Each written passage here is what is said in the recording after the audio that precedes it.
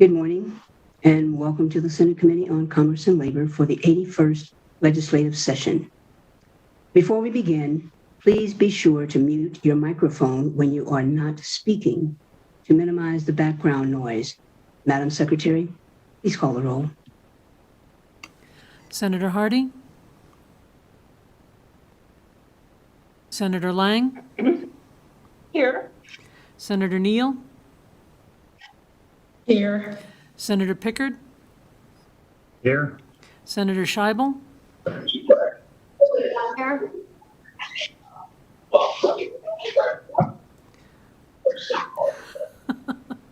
Is that a here? I'm not sure. Senator Settlemeyer? Here. Chair Spearman? Here. And please mark Senator Hardy present when he arrives. Welcome to the audience joining us remotely and anyone listening over the internet. Today we have hearings on Senate Bill 44 and 90, and we have a work session on Senate Bill 103. Just a few housekeeping items. I would like to take a moment to go over some basic items. As you know, legislative building is currently closed as a public safety measure to reduce the spread and infection rate of COVID-19 to the public. And so all committee meetings will be held virtually, meaning that committee members, staff, and everyone else will participate either through Zoom, video conference, or by telephone. However, there are various ways members of the public can engage with us and participate throughout the process. These include registering to participate through Nellis, where you have an opportunity to testify on a bill or provide public comment during the meeting, submitting written comment to the committee email address or fax number listed on the agenda, sharing your opinion via the legislature's opinion application on Nellis, or viewing committee meetings online through Nellis or on the legislature's YouTube channel. To register on Nellis, simply click the Participate button near the committee meeting date and time, then fill in the required information such as your name, the agenda item you are interested in, and your position on the bill. Once your registration has been submitted, you will see a confirmation screen, and you will also receive an email with the phone number and meeting ID to call at the time of the meeting. Just a note, while meeting registration is required to participate, it does not guarantee you will be able to speak. Similar to previous sessions, comment and public comment may be limited due to time constraints. And I will announce the time frame, that's how many minutes for each response, for, against, and neutral. It will be helpful if more than one person in an organization wishes to comment to remember that ditto is a good response when someone has already covered your points. This will allow time for more people to comment during that time frame. When you are on the phone line, please pay attention to which bill is being considered and follow the verbal prompts when provided by BPS staff. This is so that you will know which keys to press to raise your hand or unmute yourself. Staff will call on you to speak by the last 3 digits of your phone number. Detailed instructions for participating in committee meetings are also available on the Help page, which is linked in the banner at the very top of every page on Nellis. If you need assistance with any of these processes, or if you would like to receive electronic notification of the committee's agendas and minutes, please contact our committee staff at the email listed on the agenda. Any exhibits for the committee must be submitted in electronic format no later than 8:00 a.m. the day before the meeting. They must be submitted to our committee staff, and you can look at the contact information that's found on the committee page on Nellis. In addition, any person proposing an amendment to a bill being heard by the committee must first talk to the sponsor. I will not entertain any amendments if the bill sponsor is not aware of that amendment.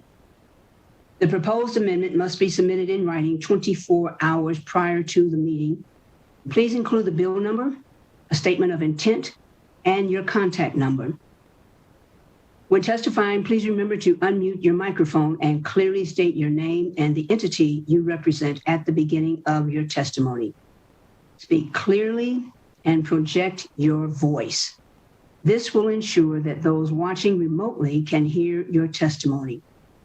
Please remember to turn the microphone off when you finish speaking. A reminder to all those who testify, pursuant to Nevada Revised Statute 218E.085, it is unlawful for a person to knowingly misrepresent facts when testifying before a legislative committee. A person who knowingly does so is guilty of a misdemeanor. The chair and members of the committee may request any testifier to submit documentation supporting their testimony. To committee members, during these virtual meetings, when the agenda item calls for a vote, our committee will be using roll call to do so. When the committee secretary calls your name, please answer with yes or no, so there is no confusion. Also, if you have a question, please raise your hand through the Zoom application. And finally, all exhibits received prior to the meeting will be available on Nellis. Thank you very much. And so we will begin work session on Senate Bill 103. Mr. Melgarejo, please begin. Thank you, Madam Chair. For the record, Cesar Melgarejo, Committee Policy Analyst. We have one bill in the work session for today. Is Senate Bill 103, and sponsored by Senators Scheibel, Doñate, Lang, and Ray. And we heard of this bill on February 24th, 2021. Senate Bill 103 prohibits an insurer from refusing to issue, canceling, refusing to renew, or increasing the premium for a property insurance policy on the sole basis of the breed of a dog that is kept on the property. The bill provides an exemption for this prohibition if the particular dog is known or declared to be dangerous or vicious, and there are no amendments to this bill. Thank you, Madam Chair. Okay. Thank you, sir. Members of the committee, are there any questions?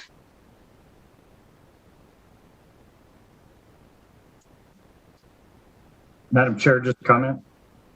Yes, Senator Pickard. Thank you, Madam Chair. I had the opportunity to talk to the bill's presenters. They even sent me the study upon which they rely, suggesting that there's no connection to breed, and the statistics regarding I forget the term they used, but the fatalities that resulted from a dog bite or a dog attack. And it turns out that the study was actually whether or not you could prevent a dog bite based on the breed. And of course, everyone knows, or most people know, that all dogs bite. The question is, what kind of damage, what kind of injury do they inflict when they attack? And so because the support for it really wasn't on point, they were studying something else, and because this is something that really should be controlled by the marketplace, and in fact, with rare exception, it appears that there are plenty of options for people to choose insurance companies that don't. In fact, most of the major ones don't even look at the dog breed in terms of writing their policies. They wait until the dog that the person owns has actually attacked someone before they take action. I'll be a no on this bill. Thank you very much. Thank you, Senator Pickard. Any additional comments or questions? Madam Chair. Yes, Senator Hardy. Thank you, Madam Chair.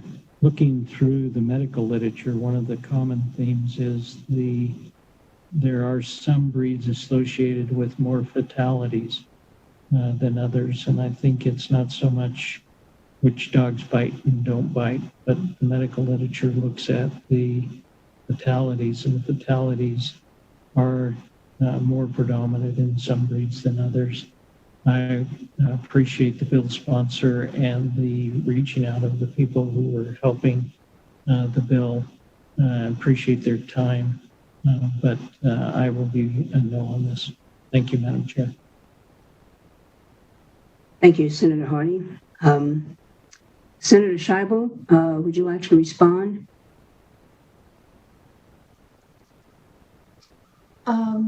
Sure. I think that the literature is actually very on point for the question that this bill asks, which is, can you predict the likelihood of any particular animal causing any particular type of harm? And is there a way to measure that risk against the costs associated? And the answer is no, because between the chances of any particular dog engaging in this kind of violent behavior and causing any kind of damage and the type of damage that may or may not be caused, the link just can't be made between any particular breed and any particular insurance claim.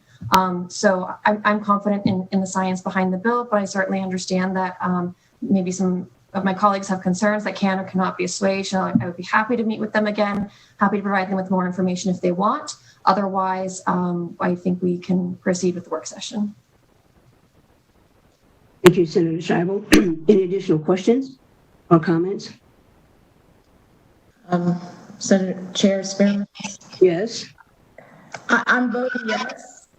Oh my God. I'm going to reserve my right to change. Okay, thank you, Vice Chair. Additional comments? Okay, so now I will entertain a motion to do pass.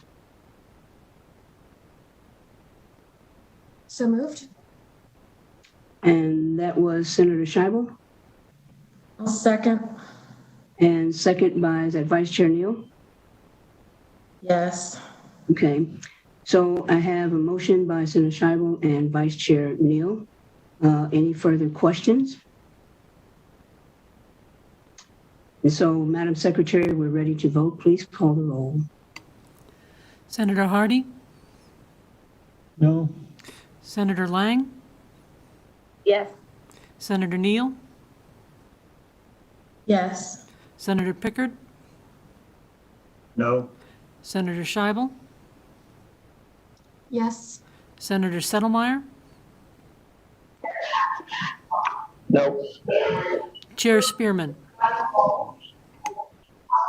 Yes? Senator Settlemeyer, there's something going on, I think, with your sound. But anyway, I think we have 4 yes. Is that correct? Yes. Madam Chair, that's correct. Okay, 4 yes and 3 no's. And so the motion passes. Thank you so much. So now I will open a hearing. Oh, I'm sorry, Senator Scheibel, will you take that on the floor, please? Of course. Thank you. Thank you. I thought you would be the best one to do that. Now we will open a hearing on Senate Bill 44. We have joint presenters Fergus Lockridge, Rural Regional Behavioral Health Policy Board, and Valerie Haskins, Coordinator, Rural Regional Behavioral Health. We'll now open this hearing on Senate Bill 44. It revises provisions governing behavioral health professionals. Mr. Lockridge, please proceed with the bill when you are ready. Good morning. For the record, this is actually Valerie Haskin, Rural Regional Behavioral Health Coordinator. Thank you, Madam Chair and members of the committee for this opportunity to present Senate Bill 44 on behalf of the Rural Regional Behavioral Health Policy Board. Unfortunately, my board chair, who is going to co-present with me today, Fergus Lockridge, is unable to attend today due to unforeseen circumstances. The Rural Regional Behavioral Health Policy Board represents 6 frontier counties in the northeastern part of the state. This includes Elko, Eureka, Humboldt, Lander, Pershing, and White Pine counties. The geographic size of this region is slightly larger than the state of Mississippi, but the population teeters just under 100,000, just to kind of give you an idea of how large the region is, but it's also very spread out. So goals for today. As we introduce this bill to you, we would like to provide some background information about the need for behavioral health providers statewide, as well as the process that was undertaken to develop SB 44. We'll discuss the current concepts included in the language, but we'll also walk through the the proposed amendments that we are currently working on with the LCB staff to ensure the bill achieves its intended goals. So what's the problem? Since the focus of SB 44 is on behavioral health, we should first clarify that for the purpose of the bill, we are using behavioral health as a term that includes both mental illness and substance use disorders separately, as well as co-occurring. As you have likely heard in previous hearings, Nevada has faced a chronic shortage of nearly all types of healthcare providers. Unfortunately, this is also true for behavioral health providers, and the current volume of providers available is not enough to meet the needs of Nevada residents. Furthermore, it has come to the attention of the Rural Regional Behavioral Health Policy Board, as well as being voiced by local stakeholders, that when experienced behavioral health professionals move to Nevada, the process of them achieving Nevada licensure, which is called licensure by endorsement based on their previous experience and education, can take months and in some cases even years. Throughout 2020, we have maintained contact with local stakeholders who have indicated that the need for behavioral health providers has escalated during COVID-19. While telehealth and other means of connecting consumers to providers has improved access to existing providers, there's still simply not enough providers in Nevada to meet the current need. Also, as some community members may be experiencing behavioral health challenges for the first time, rather than falling out of stabilization from existing illness, it's likely that the needs for an increase of providers may last well after the pandemic is over, whatever that means, right? So moving on, this map and the data presented in the graphs in the next 4 slides are from the 10th edition of the Nevada Rural and Frontier Health Data Book, published by the Office of Statewide Initiatives at the University of Nevada, Reno School of Medicine. This publication was just sent to the printer late last week, so this is about as fresh of data as we can get.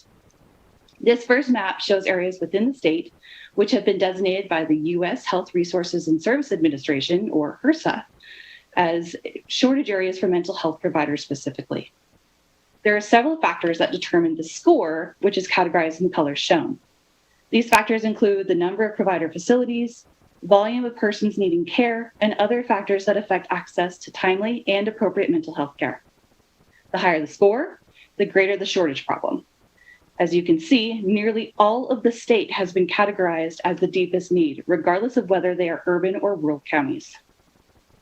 As we move on, we'll explore what this looks like for 4 categories of behavioral health providers, each of which are overseen by licensing boards affected by SB 44. The data in this graph represents 4 types of providers together as a whole: alcohol and drug counselors, licensed clinical alcohol and drug counselors, certified problem gambling counselors, and licensed alcohol and drug counselors. The data is presented as the number of providers per 100,000 persons in the population, since that's the easiest way to compare the adequacy of the pool of providers across counties of different sizes. As you can see, while most of our rural and frontier counties have low numbers of providers, so does Clark County. As a word of caution, however, with this data, in the counties that have the smallest populations, you're going to see the greatest variety in the number of providers when using this type of rate. Esmeralda is a great example of which. That 100 providers per 100,000 population is actually just one person who is available amongst all 4 licensure types categorized here in that county. So if that person decided to move, retire, or otherwise not provide services within Esmeralda County, they're now without any coverage at all. In this graph, the number of marriage and family therapists, or MFTs, is represented in blue, while the number of clinical professional counselors, or CPCs, is represented in orange. Again, we see many counties without adequate coverage, and some with no providers at all. These deficits are further exacerbated when we look at the number of psychologists available. Please note that the scale on the y-axis is much different than the 2 previous graphs. While Carson City and Washoe County appear to have comparatively good access to psychologists, those higher numbers are the same as the lower numbers in previous graphs. We just have a much greater deficit of psychologists available in the state. While the numbers of licensed clinical social workers, or LCSWs, available is somewhat better than other types of providers in Nevada, the disparities across all counties continue. As a means to fill gaps in all forms of healthcare during the pandemic, The Governor's Directive 011 allows licensed medical and behavioral health professionals from out of state to skip the majority of licensing processes in order to begin serving Nevadans. With this directive, the process undertaken by the behavioral health licensing boards to get these professionals Nevada licensure by endorsement has gone from sometimes months to a matter of a few days. So it can be done.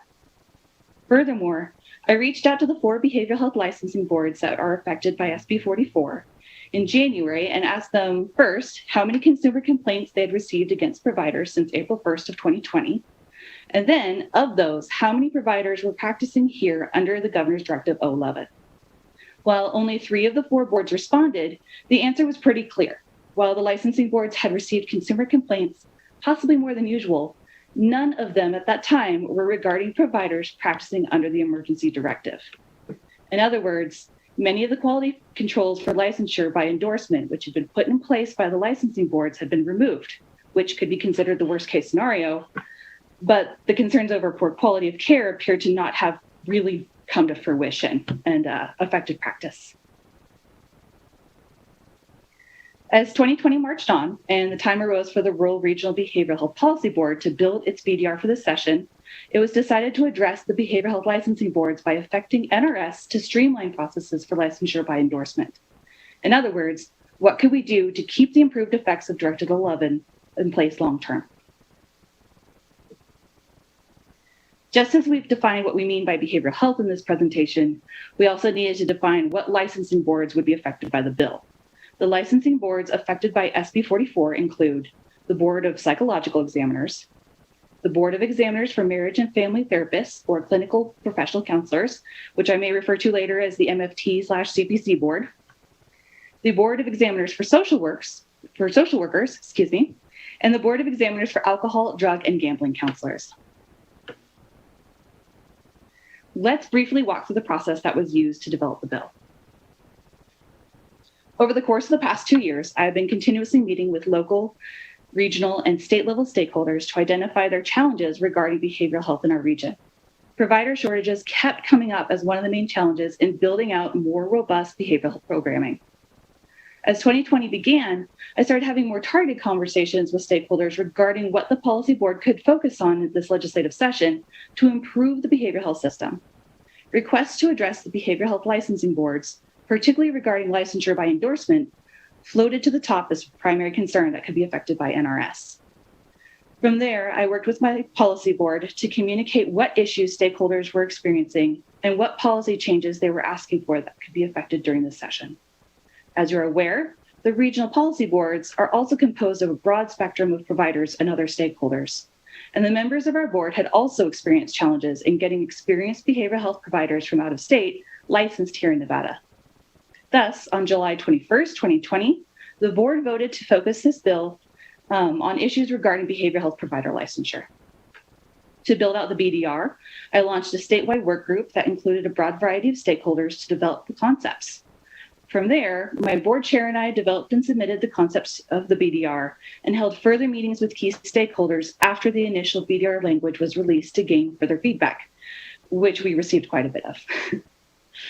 At the last meeting of the Rural Regional Behavioral Health Policy Board on February 24th, the current amendment concepts were approved. These were submitted to the LCB staff last week, and we continue to work with them to ensure we are moving forward with the amendments. When all was said and done, we had a list of nearly 45 stakeholders who invited to these work group meetings, approximately 25 to 35 of which participated. The stakeholder group included invitations out to the executive directors of each of the licensing boards that would be affected, as well as other members of their boards as requested. Other stakeholders included representatives from peer advocacy organizations such as NAMI Nevada, NAMI Western Nevada, and the Foundation for Recovery, Nevada Medicaid, behavioral health provider organizations, and some providers themselves, rural hospitals, healthcare organizations, the Office of Statewide Initiatives, chairs from other regional behavioral health policy boards, their RBHCs, and many others. Each meeting was recorded and posted to YouTube so anyone who was not able to participate in the meeting would have the opportunity to review its contents. Now that we've gone through the background of the bill and its purpose and development, let's review the components of SB 44. As the bill language stands without any amendments, There are three main concepts included in the bill. First is the addition of the Licensed Master of Social Work, or LMSW licensure type, to those offered by the Board of Examiners for Social Workers. Nevada is currently one of only 5 or so states that do not offer this type of licensure, and it makes it very difficult for the Board of Social Work to enter into interstate compacts for licensure reciprocity without having this licensure type.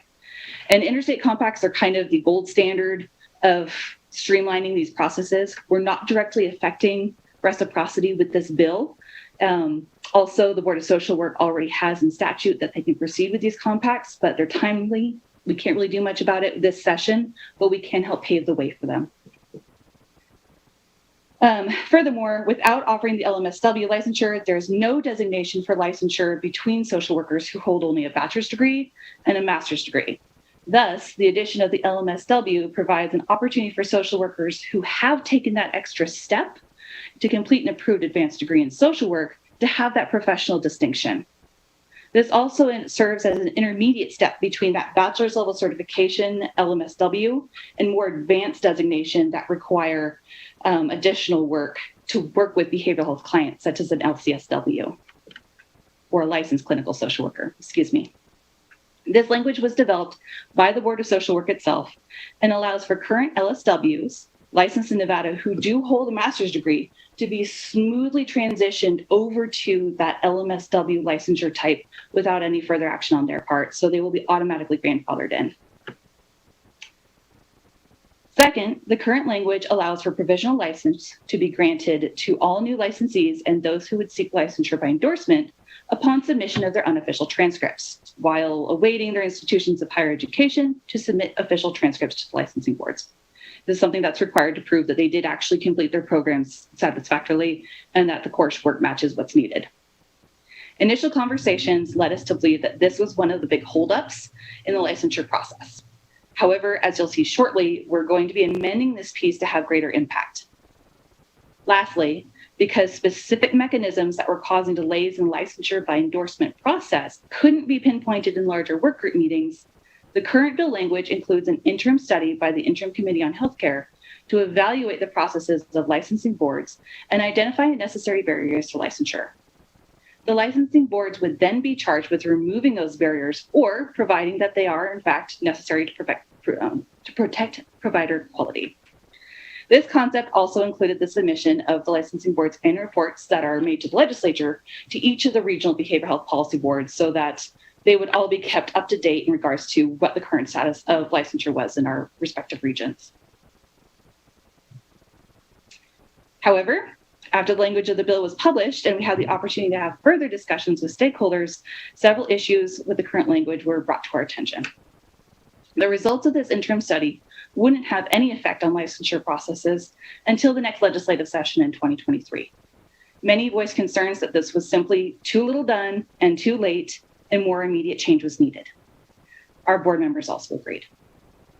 Also, it came to light that lags in the submission of official transcripts to licensing boards were really only a major issue during COVID, and that it was really getting the results of fingerprints submitted for background checks that was consistently holding up the processes even before COVID. Additionally, the opportunity for new graduates who are wanting to complete their practice hours for licensure is affected across all rural and frontier counties by the number of supervisors who are available to take them on. I've tried to help connect some interns with supervisors as I can, even myself, but this is a reoccurring issue that has been experienced by my board members, other partner organizations, and many local residents. While this doesn't necessarily affect licensure by endorsement, it does affect the number of providers available to practice in rural communities, as interns often have to either move to more urban parts of the states or out of the state entirely to complete their work to become fully licensed. It was requested that we look into what we could do with this bill to address this problem. I'm so sorry. It wouldn't be Zoom if something didn't happen, right?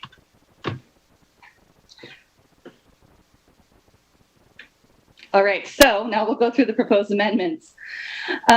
First, my board would like to remove the interim study on the licensing board's processes and their efficiency because there's no immediate change made.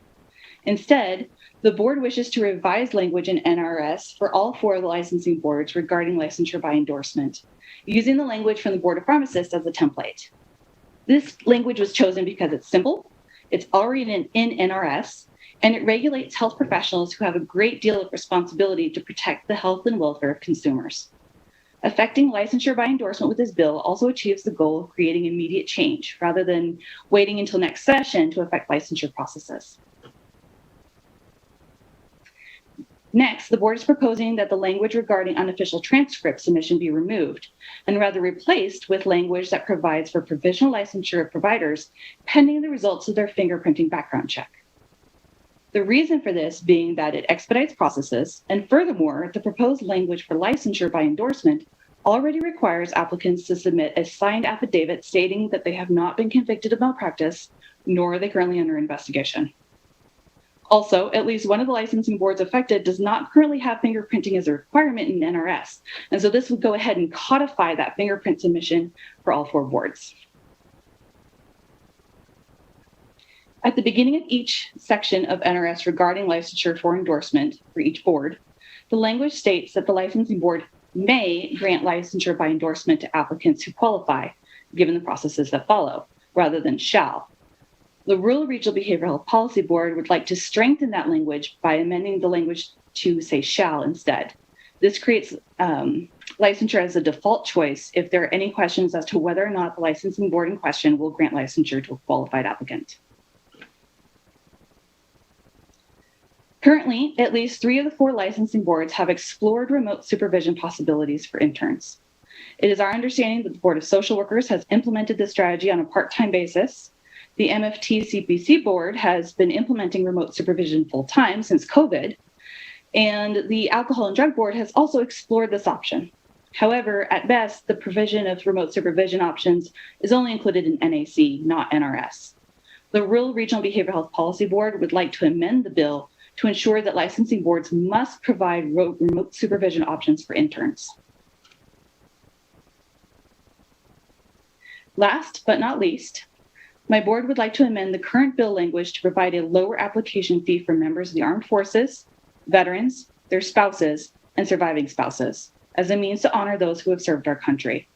We believe it is unlikely that the licensing boards will not be severely affected by the volume of applications submitted by qualified persons under this provision. When all is said and done, the proposed amendments to SB 44, the bill will go from having 3 main components, the interim study, provisional licensure by pending official transcript submission, and addition of the LMSW licensure type, to including 4 components: the revised licensure by endorsement processes, provisional licensure pending fingerprinting options or results, remote supervision options, as well as the previous addition of the LMSW licensure type. If anyone has any questions or suggestions at all regarding SB 44, they may feel free to contact either myself or my board chair, Fergus Loffridge. And that concludes my presentation for today. Thank you again, Madam Chair and members of the committee. Thank you, Ms. Haskins. Committee members, any questions? Vice Chair Neal. Thank you, Madam Chair. Thank you for going over those amendments because I was getting sideways. So I have a question in section 17 of your existing bill. I didn't see that as a change to the language.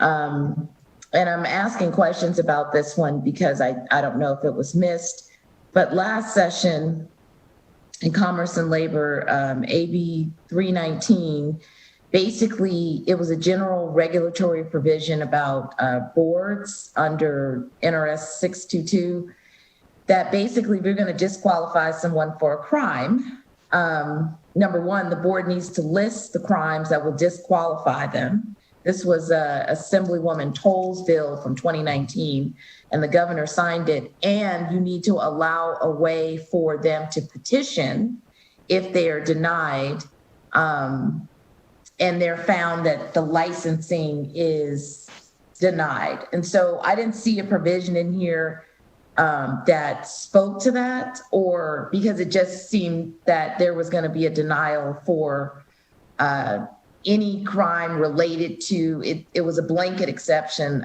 for all crimes. And so I wanted to ask you about that. Thank you, Madam Vice Chair, for that. That is something that I had not seen in NRS either. So I could definitely reach back around to my board chair and see if that's something that we could work into an amendment and make sure that we can kind of tighten that up. So, yeah, so if you want to reference it, it was AB 319, it was tolls. She had it, governor signed it, 2019, NRS 622, and then it amended NRS 648. Thank you.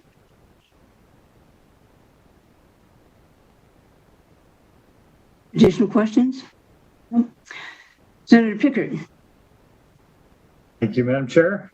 I got to say, I love the bill. I like the idea of expanding our access to behavioral health, particularly in the days of the pandemic, but even without it. I mean, we're so needful of this. I just have a couple of quick questions, and I think we've addressed some of this, but I'm concerned that we might be attacking the wrong side of it, or at least not completely thinking about what we're doing with the original transcripts, or official transcripts rather.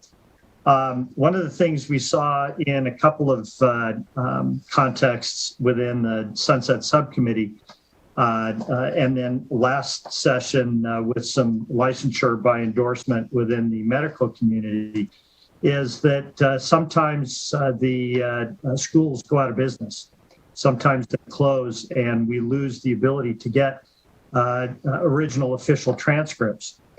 And so as we're going to be recruiting these already licensed practitioners, my concern is that if we are going to require official transcripts only, that we now have just made it difficult for some of these people whose institutions no longer exist and they can't produce an official transcript, will be precluding them. And so we've, if I understood correctly your amendment, we've eliminated the need or the ability to provide unofficial transcripts, but we've retained the requirement for the official transcript, which now may not be available.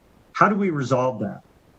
That's an excellent question. I think probably the best tactic for me to take is to reach out to the LCB and see how we can work on that language. Right. The short answer is I don't know. But we can definitely that's work fine. on that. That's fine. I just think that to avoid a problem, since we're going to be amending it anyway, we might want to take a look at finding language that allows for unofficial transcripts, or as we discussed with the medical board last session, there may be an opportunity through the compact or through some other mechanism to verify that the person's transcripts were original at some point in their licensure, but that we don't preclude them from coming to Nevada simply because their institution isn't able to provide that official transcript anymore. And Madam Chair, with your indulgence, I have another question. On section 21, it's section 22, we're talking about the definition of unlawful practice of social work in this case. And then we've added some exceptions. And my concern here is that I don't see, and maybe I missed it because this is not my practice area, but this appears to give someone a pass. If they have a license in another state, they just come practice here. The expectation is that they get a license. But, here, if they hold under it's 22B2, if they hold an active license elsewhere, I don't see any language that requires them to obtain a license in Nevada. So just a little, that just tripped me up a little bit. We might want to make sure that we give them a time frame with an exception for emergencies or something like that.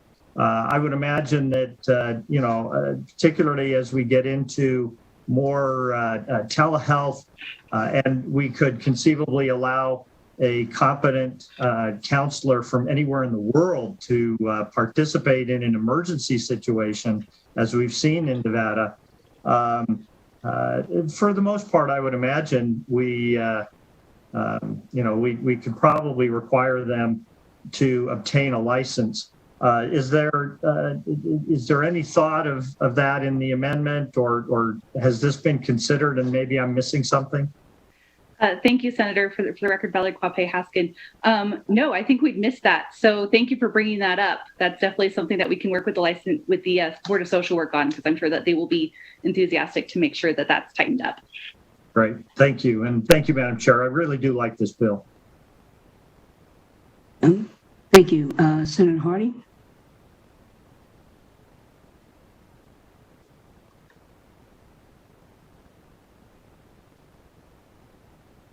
Senator Hardy, you have your hand up? You're on mute. Thank you, Madam Chair, for your patience trying to get there. Along the same lines, we're waiting, obviously, for the written conceptual amendment. And all of the PowerPoint slides were very impressive. I appreciate the intent. And my question is, with this pandemic, we see people who used to be retired, and this is just picking your brain if you don't mind. Have we looked at people who have been out of practice for 6 months, a year, and said, why did I do that? Maybe I should do something else and get involved with telehealth, telemedicine. Should I come back into the fold? Are there ways to do that now, or is that a consideration in the future where we bring people back into behavioral health and take advantage of their expertise? Thank you, Senator Hardy. Again, for the record, Valerie Quape Haskin. I think that would be a really great option to explore with these amendment concepts. I know that the board is always open to looking at ways to actually further the number of providers that we have here. And I believe that there are some bills out there that are looking to identify some of the data when we have number of providers listed. Maybe they're retired, maybe they aren't, maybe they're full-time, maybe they're part-time.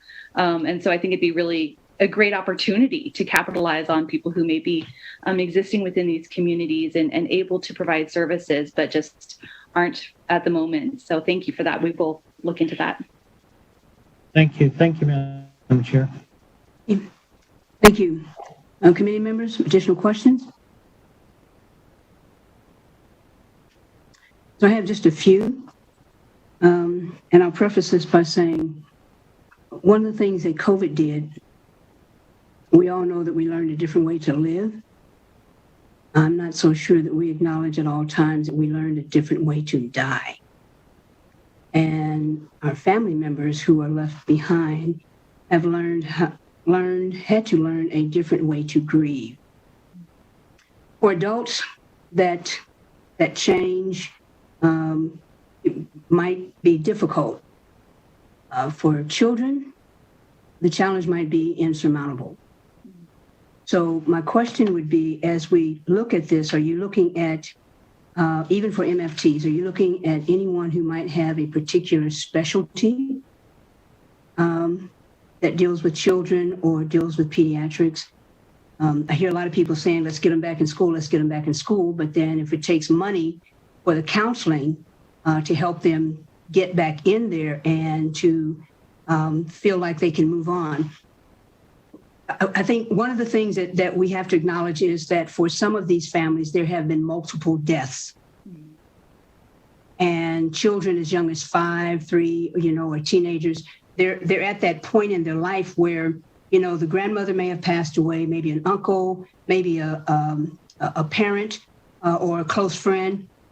And so have we looked at some way to make sure that we are recruiting people with specialties to help our students when they get back to school. Because we certainly can't go back to school with the same lame excuse, we don't have the money to provide social workers. I mean, that's, you want to get them back in school, then let's get money for the social workers. Talk to me about that, please. Thank you, Chair Spearman. Again, for the record, Valerie Quape Haskin.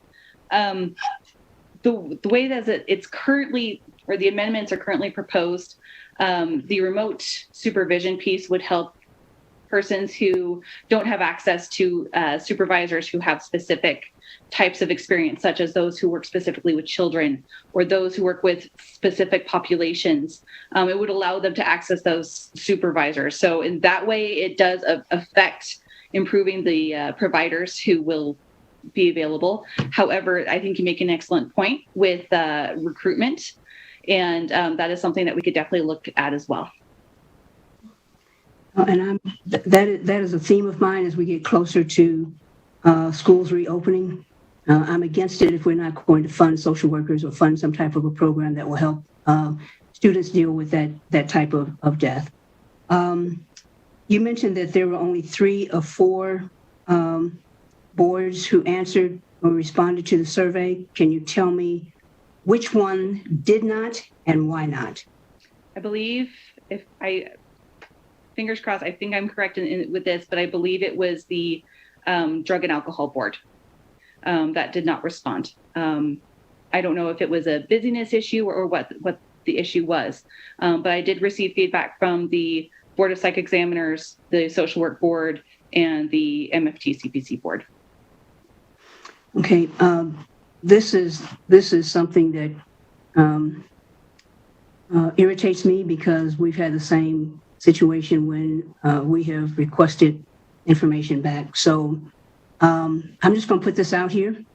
Ask the Drug and Alcohol Board to reconsider their decision, because there may be ramifications for not following through with instructions. There's a reason that we ask people to reply, and absent a note from God, I'm not sure if there's any reason why they don't. When did your request go out? How long ago? It was January, I believe the 25th. It was a couple of days before the board meeting to which I presented the information. January this year? Yes. Certainly enough time to get the information back by carrier pigeon. Let me move on. One of the things that happens with reciprocity and with compacts is the ability for military spouses to make a seamless transition both into Nevada and when they're leaving, going to another place, another state that might have a compact.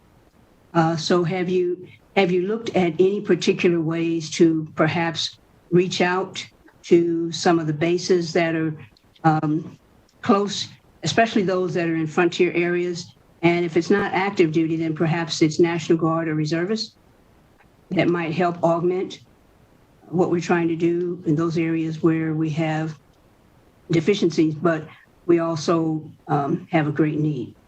Third thing I would ask, second thing I would ask on that is that I do know that some seminaries train pastors in personal and family counseling. It is not to the extent of an MFT, but you can get that as an endorsement in some seminaries. So the question would be, have you looked at ways to fill out, if you will, the vacancies, the needs in some of the frontier communities by perhaps looking at those who have been certified as pastors, certified in personal and family counseling? And that doesn't take it to the whole, to the whole level, but I'm just saying, I know when I was a pastor, there were certain things I could talk to people about, and then when I reached a certain level, I say, hey, this is beyond my scope, and so here's some names that you might follow up with. So we looked at doing something like that, because one of the things that disturbs me greatly is here in our state, we don't have enough counselors, behavioral health. We don't have enough mental. And the other piece of that would be, what are we doing to make sure that outreach to BIPOC communities is culturally effective. In BIPOC communities, many times, unless there is someone who looks like, or the person who needs help feels like that person has an understanding of their lived experience, then it doesn't matter if you put 10 counselors there, they're not going. So what have we put in place to make sure during this transition and moving forward, what are we doing to make sure that in BIPOC communities, we are reaching out to people who would have the lived experience? And I'm talking specifically about Black and Brown therapists, Indigenous, that's what I'm talking about. I know one of the things that we did, and we did not, I don't think we did it very well. We just had this massive, at this level, we're going to have 5 or 6 counselors and people can call. That's not going to work in the Black community. It's not going to work in the Brown community. I'm not calling somebody that I can't see their face and know whether they're scrunching up their nose, they're laughing at me, or I'm not doing that. So what are we doing? We're making this transition, and I want to make sure that we are being sensitive to the fact that we have failed miserably when it comes to cultural competency in several areas of the healthcare industry. That was a comment, but also a question. Thank you, Chair Spearman. Again, this is Valerie Quape Haskin for the record. So a lot of what you're discussing, there's a lot of things that are happening at the local level outside of the legislature where programs are starting to shift, and there's more focus being put on how can we connect with religious communities and their leaders through not only the COVID-19 pandemic, because that's been something that has worked out very well in several of our communities, but also when we're talking about behavioral health in general. And we're talking about not only 12-step programs, but also beyond that and moving forward into other programming. I know that there's some things that we have looked at with the Governor's Challenge team to end suicide among service members, veterans, and their families, regarding how we can work with church groups in order to better connect with these SMVF, service members, veterans, and family members, SMVF groups across the state.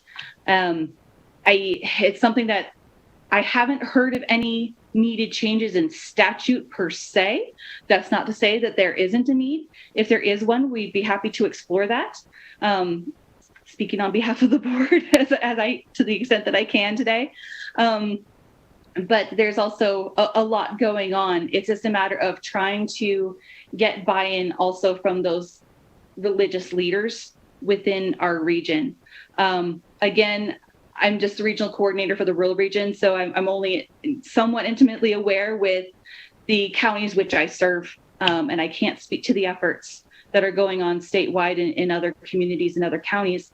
But I think that there's definitely more and more of a push in engaging religious groups.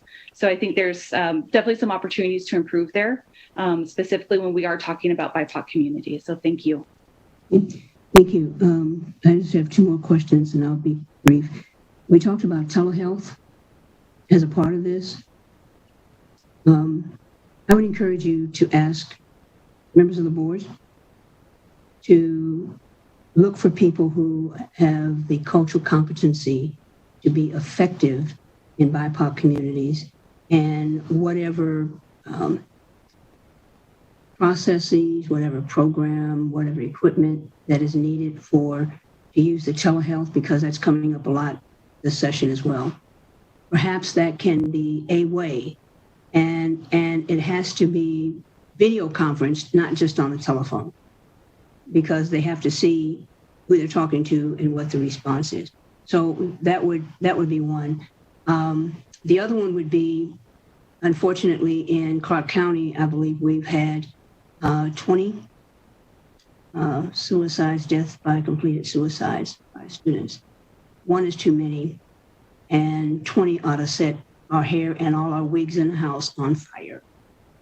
So we know what's happening in the urban communities. Do we have a sense of the pervasiveness or not of suicide ideation among those 18 and under? So in regards to the community that I serve, I'm sorry, again, for the record, Valerie Quape Haskin. I have heard a lot of concern, unfortunately. So we've got the data and then what we know anecdotally, right? With the COVID-19 pandemic, a lot of the healthcare organizations that collect that sort of data, their resources have shifted with data collection and reporting to COVID itself. So what I'm hearing is what I'm hearing from social workers and behavioral health providers within the hospitals usually, but I don't necessarily have quality data to back that up. So please keep that in mind. Their main concern is that in many of these communities, there is an increase that they're seeing of youth coming into hospitals with either what appears to be suicide attempts, suicidal ideation, or other forms of crisis.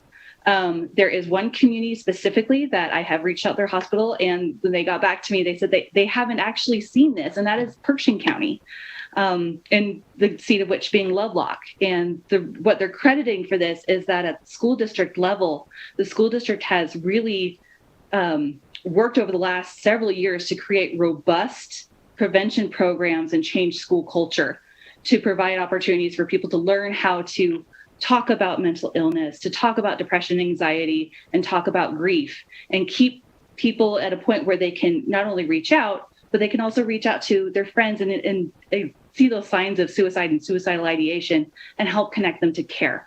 So I think for when we're talking about youth, Pershing County itself is really a success story.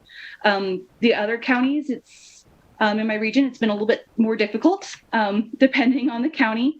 A lot of it has to do with, I believe, misunderstanding of youth suicide, suicidal ideation, and substance use and the causes thereof. It's something that's very difficult for a lot of adults to imagine the youth in their lives experiencing or being a part of. And it's I'm trying to think of a way to say this and be tactful, but it's easier to think that it's somebody else's kids than one's own.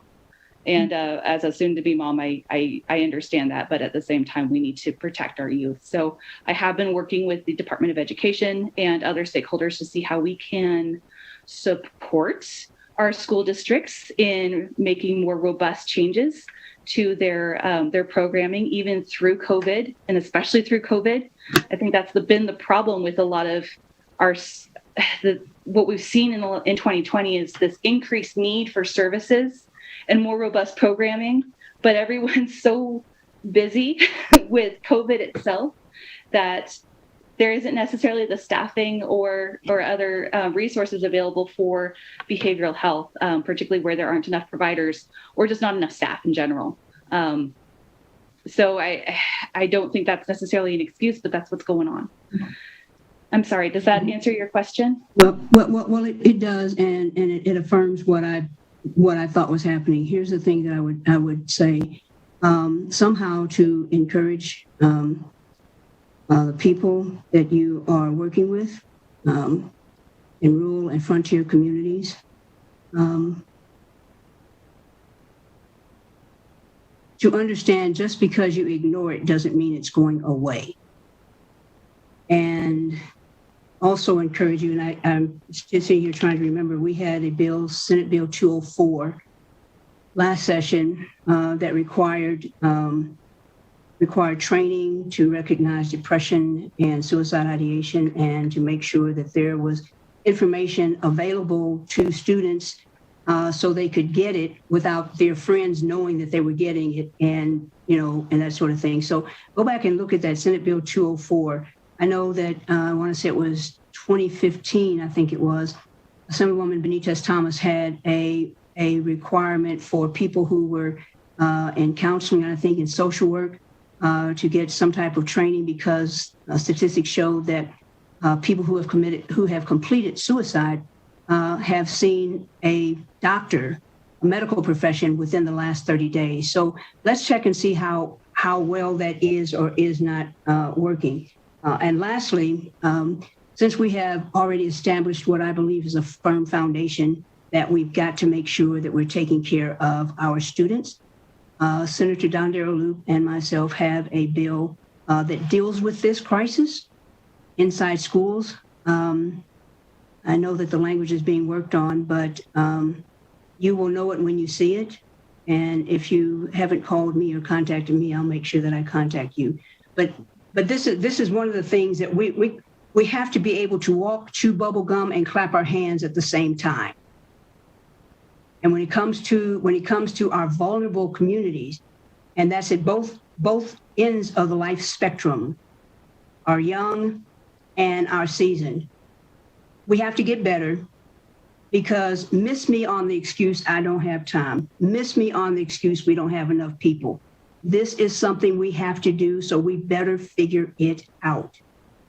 I'm not fussing at you. This is just, it's something that irritates me, especially in COVID-19, because we're continuing the same lane processes that we were doing before then. Yes, it is a medical condition, but the people who are experiencing it from a medical, psychological, behavioral, and spiritual aspect. And unless we do this comprehensively, we're going to continue to lose students. Especially everybody wants to rush, get them back in school, get them back in school. Right. Make sure we have some type of counseling apparatus so that those who are going back in school can deal with what they've been dealing with.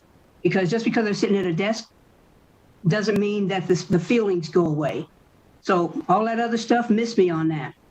Okay, I'm sorry. No, I'm not. I'm not sorry for saying what I'm saying. I don't want you to think it's against you. So are there any other questions from the committee members? Okay. Thank you very much.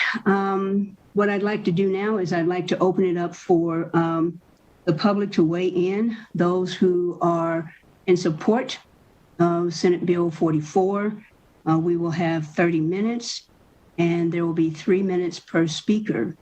We can get a lot more people to be able to speak if you will not come in and comment again on a subject or something that has been said 5 times. So I'm going to encourage people, if you hear what you had to say already, ditto is a real good response and no one will think you're crazy. So broadcast, will you open up the lines, please? This is in support, 30 minutes and 3 minutes per speaker. Thank you. Thank you. Good morning, Chair. To testify in support of SB 44, please press star 9 now to take your place in the queue.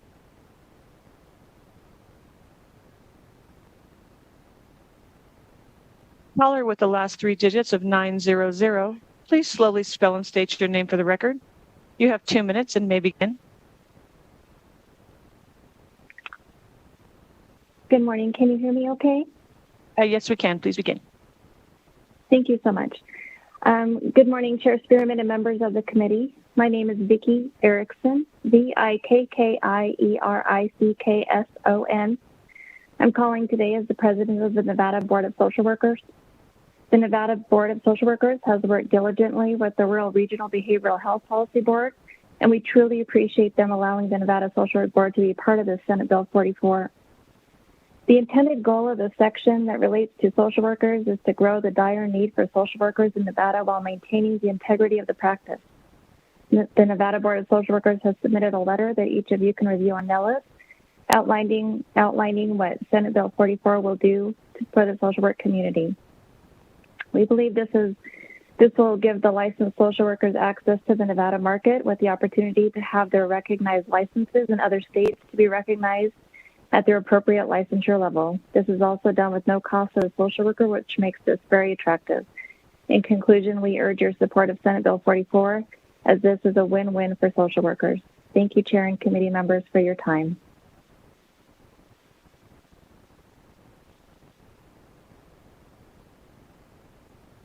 Caller with the last 3 digits of 222, please slowly spell and state your name for the record. You have 2 minutes and may begin.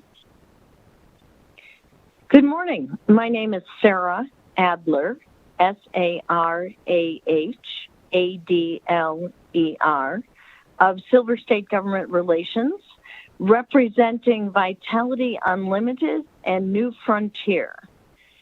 Good morning, Madam Chair and members of the committee.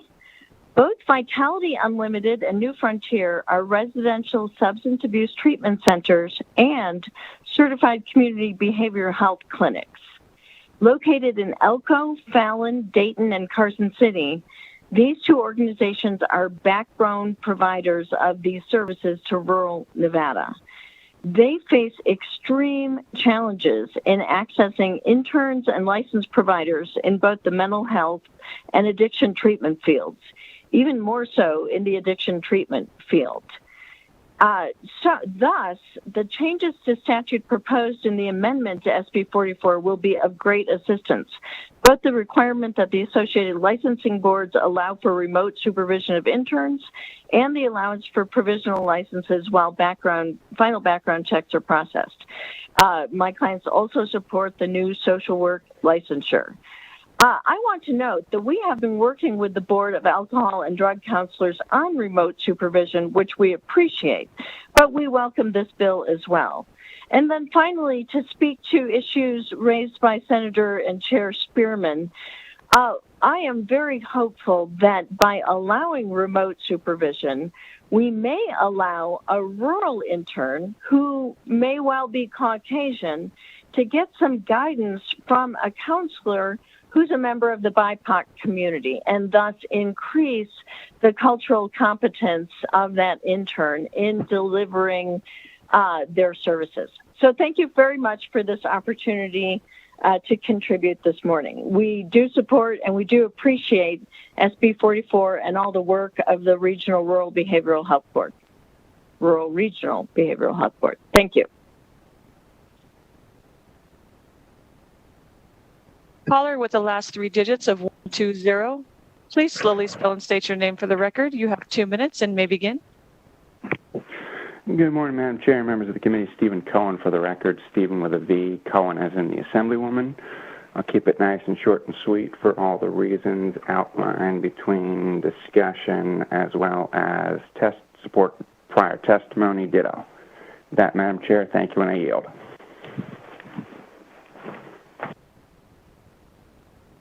If you recently just joined us, we are in support of SB 44. To testify in support of SB 44, please press star 9 now to take your place in the queue.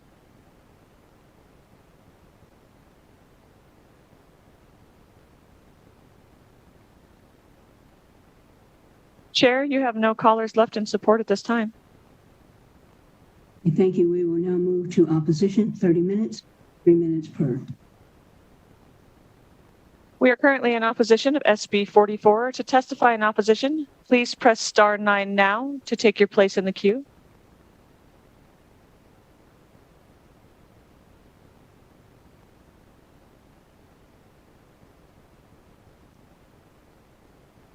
Chair, you have no callers in opposition at this time. So we will now move to neutral, 30 minutes, 3 minutes per. To testify neutral on SB 44, please press star 9 now to take your place in the queue.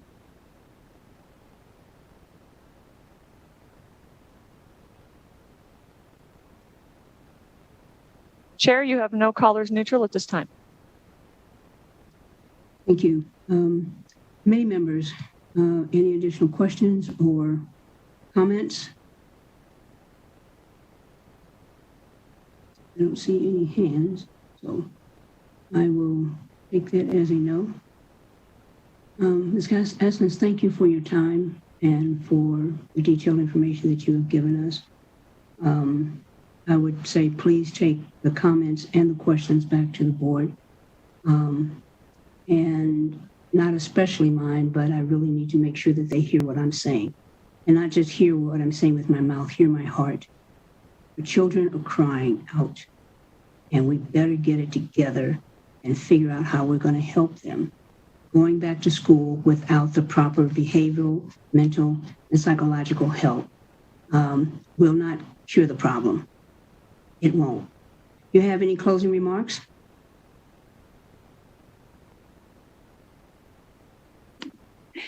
None at this time. Thank you very much for this opportunity. I greatly appreciate it, and I will be sure to communicate everything that happened here today to my board.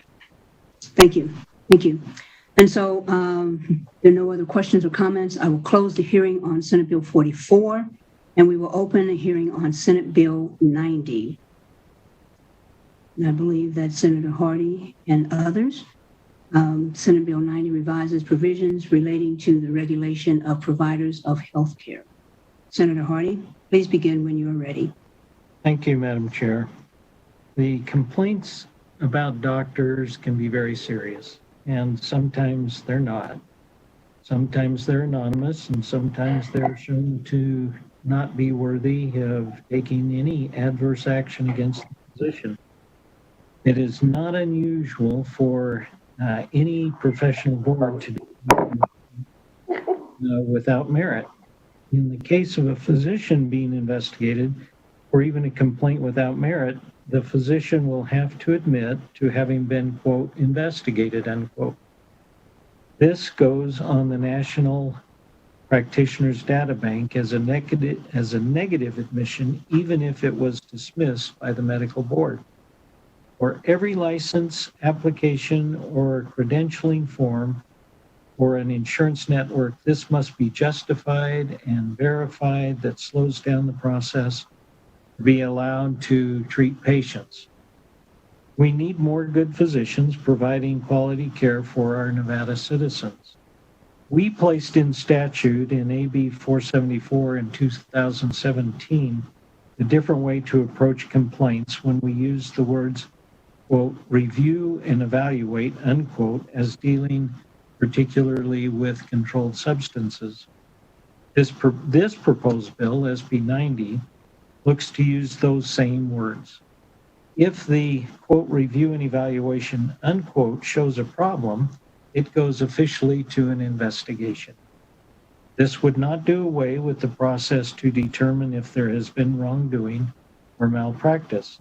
We also put into statute that a traffic violation is not considered a misdemeanor for purposes of reporting for educational applications, though a student may be able to apply for progressive educational positions without being marred by an inconsequential traffic violation defined as a misdemeanor. And that was put in AB 434 in the 2019 session in section 5.5.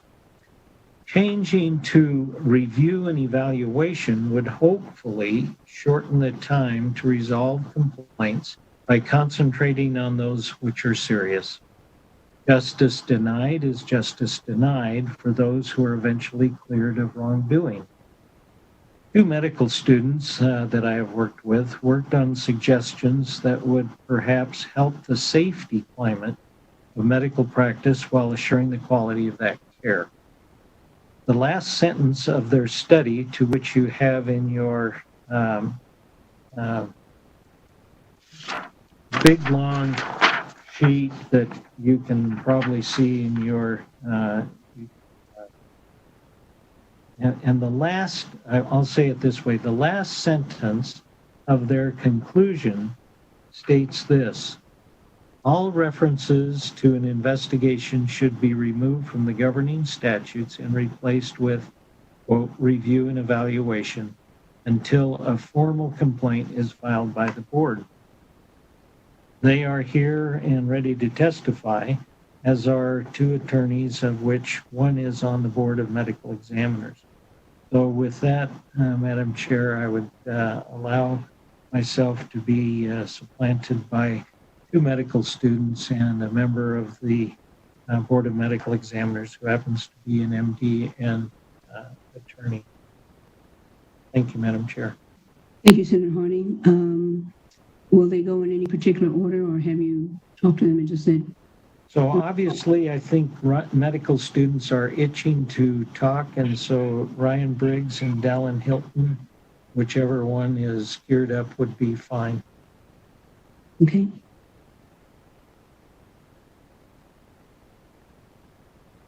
Medical students, if you're ready, please, someone proceed. Hello, and thank you for allowing me to speak. For the record, my name is student Dr. Ryan Briggs. I'm a second-year medical student at Toro University, Nevada. I conducted research relating to this topic last summer, and you'll find my poster in Nellis. I am a Nevadan, and I hope to match into a Nevada residency to stay and practice in Southern Nevada.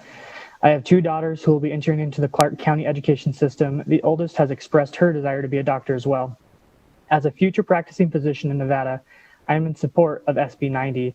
I'm concerned that if anyone contacts the board with a complaint within the board's jurisdiction, then I will be stigmatized with an investigation, even though the board closes the complaint with no action. We found the majority of complaints are closed without action. This means that physicians will have to answer to the affirmative when asked if they have been investigated by potential employers or hospital systems with which they're applying for privileges, even though no wrongdoing was discovered. This could affect physician retention in an area where there's already a physician shortage. There is precedent for SB 90. In 2017, AB 470 created a review and evaluation of complaints relating to controlled substance prescriptions. Under that law, a physician does not have to claim an investigation was opened if the executive director of a healthcare governing board determines that a licensee has not issued a fraudulent, illegal, unauthorized, or otherwise inappropriate prescription for a controlled substance. SB 90 will standardize that all complaints be treated equally under the law. In our research, we also found that most Nevada state boards treat controlled substance prescription complaints and all other complaints similarly. Some boards do not make a distinction between the two. Thank you, Chair Spearman and members of the committee for your time, and I hope you consider voting yes on SB 90. Good morning. For the record, my name is Dallin Hilton. I am a Nevadan and a second-year medical student at Toro, Nevada. I intend to do my residency here in Nevada after medical school, and I also intend to practice here one day. My concern is that when anyone contacts the board with a complaint and the complaint is within the jurisdiction of the board, whether or not it's meritorious, we have the stigma of being investigated from then on for the entirety of our career. The review and evaluation process already exists in the law for controlled substance complaints. Those are not considered an investigation, so if the complaint is unmeritorious, it is not carried forever by the physician. They do not carry around the associated stigma of having been investigated for the rest of their career. The boards will still be doing exactly what they are right now. This is just a change in the wording to benefit physicians and prevent any unintentional or unmerited stigma. Chairman Spearman and members of the committee, I want to thank you for allowing me the opportunity to advocate for SB 90, which I believe will benefit physicians and future physicians throughout Nevada. Thank you. Thank you. My name is Weldon Havens, W-E-L-D-O-N. Last name is Havens, H-A-V as in Victor, I-N-S as in Sam. I am a Nevada physician and a Nevada attorney. I've been licensed in Nevada to practice medicine since 1974 and passed the bar in 1998. I am a professor emeritus at Toro University, Nevada, past president of the Nevada State Medical Association, former executive director of the Nevada Board of Osteopathic Medicine. I'm currently a member of the Nevada Board of Medical Examiners, and I'm on the board of the Governor's Office of Economic Development. I am speaking as an individual. However, I have little to add to what the students have said. We already had review and evaluation in the law passed in AB 474 in 2017. This would just generalize using this term instead of investigation until a complaint moves forward as a formal complaint. And I am in favor of SB 90. I think we should support our students. They are the future. These are the folks that are going to be taking care of us. So I am in favor of SB 90. Thank you, Chair Spearman.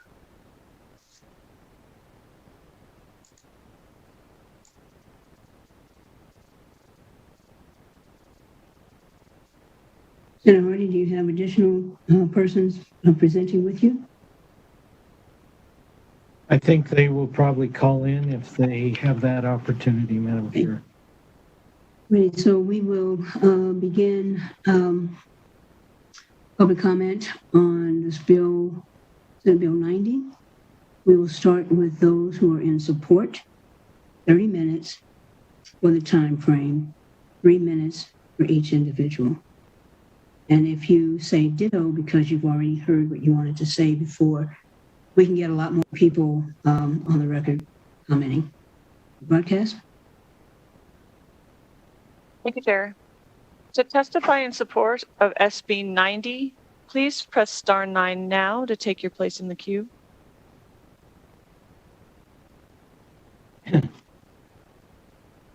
Caller with the last 3 digits of 080, please slowly spell and state your name for the record. You have 2 minutes and may begin.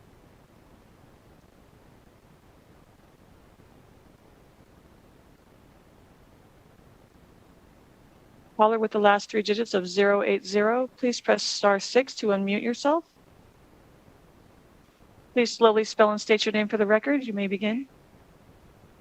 Thank you, Madam Chair and committee members. For the record, my name is Susan Fisher, SUSAN-FISHER, with McDonald Carano, speaking this morning on behalf of the Nevada State Board of Osteopathic Medicine.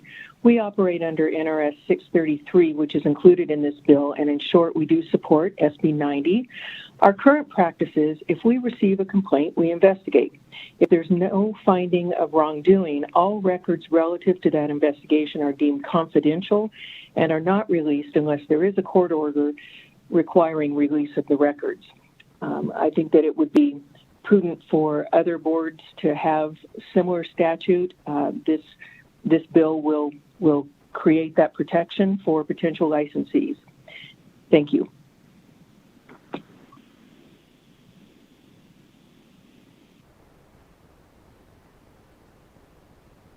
Caller with the last digits of 120, please slowly spell and state your name for the record. You have 2 minutes and may begin.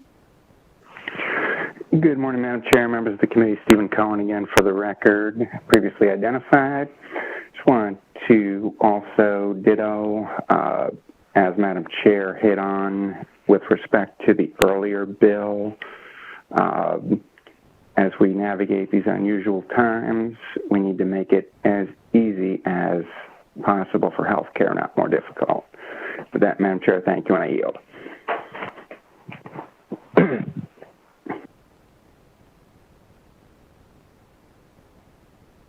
Chair, you have no more callers in support at this time. Thank you. We will move now to opposition. 30 minutes, 3 minutes per person. To testify in opposition of SB 90, please press *9 now to take your place in the queue.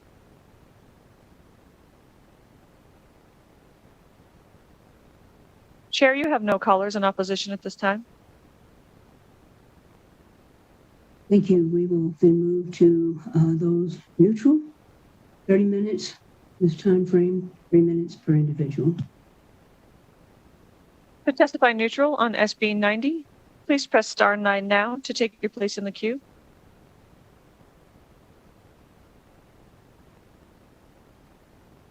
Chair, you have no callers that are neutral at this time. Thank you. Committee members, any additional questions or comments? Senator Hardy, do you have any closing statements? Thank you, Madam Chair. I appreciate the intention that we all have to get more providers, more quality care, more access to care in the state of Nevada. And I think this is just one small way to assure that the people who are coming or who are here or who are going to be applying for applications and credentialing with insurances will have some comfort level in coming here, staying here, and being able to care for our children, our veterans, our mothers, our fathers, our special people of every different sort. I am thrilled that we have the opportunity to be inclusive and welcoming to the state of Nevada. Thank you, Madam Chair. Thank you. And seeing no additional comments or questions, I will close the hearing on Senate Bill 90, and we will open it up now for public comment. We'll take just a short break to allow broadcast to set things up. And as a reminder, to provide public comment, please register online on Nellis on the legislative website, and after you register, you should have received an email with the telephonic information to participate. If you have decided not to comment verbally, you may also email and fax your comments to the committee and submit your opinion on the bill or resolution by using the opinions application on the legislative website. Remember, When speaking, please remember to clearly state and spell your name and limit your comments to 3 minutes. Staff will be timing each speaker. And staff in our broadcast and production services, please add the first caller with public comment to the meeting. Thank you, Chair. Currently, your public line is open and working, and you have no callers at this time. Thank you. We'll give it just a little bit of time in case anyone's having technical difficulty.